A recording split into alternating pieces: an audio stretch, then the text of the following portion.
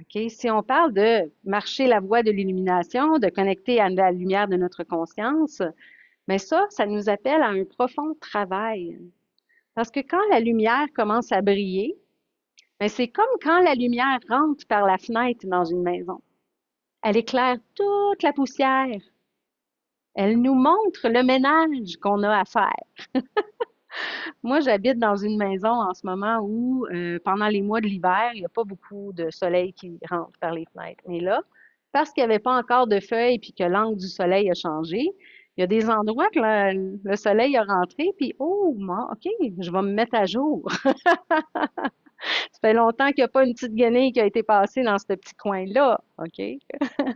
Mais c'est la même chose à l'intérieur de nous. Plus on vit un espace de connexion spirituelle en nous, plus cette lumière grandit, plus elle va aller éclairer les raccoins de notre être qui ont besoin d'être vus, qui ont besoin d'être nettoyés, qui ont besoin d'être guéris, qui ont besoin d'être libérés. Alors, on peut arriver à vivre une certaine confusion quand on chemine spirituellement puis qu'on ressent cette connexion-là, puis il y a des moments où il y a comme une chute intérieure parce que là, on vit des espaces où on peut vivre de la confusion, il y a des grandes peines qui remontent à la surface, il y a toutes sortes d'états, OK, qui peuvent arriver et on peut penser qu'on est déconnecté. Mais non, on ne l'est pas déconnecté. C'est que cette lumière-là éclaire qu'est-ce qui a besoin d'être nettoyé, libéré et guéri. Et c'est là qu'il y a un travail intérieur qui commence et qui finit jamais, en fait. On n'arrive pas à un endroit où c'est terminé. C'est que tout ce chemin-là ouvre et ouvre et ouvre et ouvre et ouvre toujours de plus grand. Donc, plus je vais m'élever en conscience, plus je vais descendre dans mes profondeurs pour libérer, nettoyer qu'est-ce qu'il y a besoin. Ça veut dire que je peux vivre des espaces très inconfortables et avoir l'impression d'être dans le noir des fois. Mais en me ralliant, en revenant à cette lumière à l'intérieur de moi, tôt ou tard, la lumière se fait sur mes endroits d'ombre et là, je comprends des choses. Et c'est pour ça que, à travers ce cheminement-là, c'est hyper important d'apprendre à devenir l'observateur, à devenir le témoin.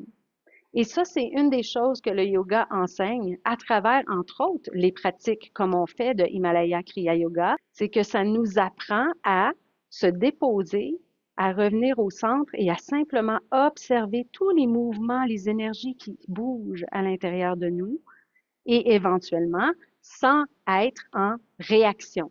Okay? L'humain, notre côté humain, notre côté de notre mental inférieur, ou qu'est-ce qu'un de mes enseignants spirituels appelle le mental personnel, cette partie de nous qui a des grandes préférences, qui a toujours des opinions, le grand narrateur intérieur, lui peut se retrouver un peu plus en résistance. Mais si je peux me positionner du côté de l'observateur, du témoin, je peux observer les résistances. À partir du moment où je suis capable d'être dans l'observation, puis ça, j'aime faire ce geste-là parce que je suis ici et là, il y a mes pensées. Je ne suis pas les pensées. Je suis l'observateur qui peut observer et entendre mes pensées. À partir du moment où je suis dans cette posture de l'observateur, je suis dans la pure conscience. Je suis la lumière de la conscience. Ça veut dire que dans ces espaces-là, je m'unis à la totalité. Donc, c'est la goutte ou la vague qui sait qu'elle est l'océan au complet. Il n'y a pas de vague sans océan. Donc, je suis une individualité, mais je fais partie de ce grand tout et ce grand tout est en moi. Et quand je me positionne pour observer ces mouvements à l'intérieur de moi, je suis ce grand tout qui observe.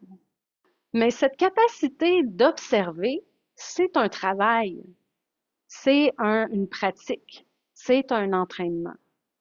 Et c'est ça qui va nous permettre de pouvoir transcender, libérer, nettoyer et guérir les choses, les conditionnements, les programmations, les blessures, euh, le transgénérationnel. OK, il y a tellement, on emmagasine au niveau de la conscience dans les vies antérieures, on accumule certaines choses. On libère aussi.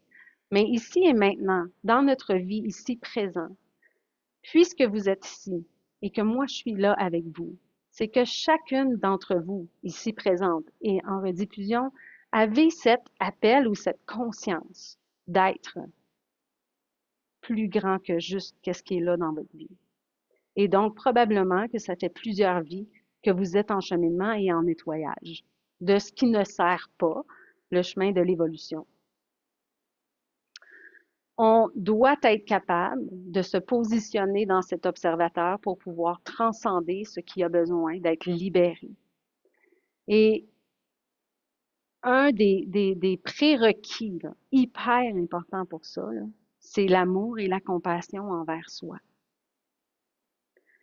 Quand on peut observer, quand on devient le témoin de soi, ça permet aussi de corriger l'intellect ou corriger des comportements, libérer des habitudes, laisser aller des relations qui nous retiennent, choisir de couper les cordons de ce qui nous tire vers le bas, choisir de le faire en pleine conscience et d'aller au-delà de la peur, au-delà des doutes, des insécurités, des émotions qui appartiennent à ces conditionnements et à ces programmations.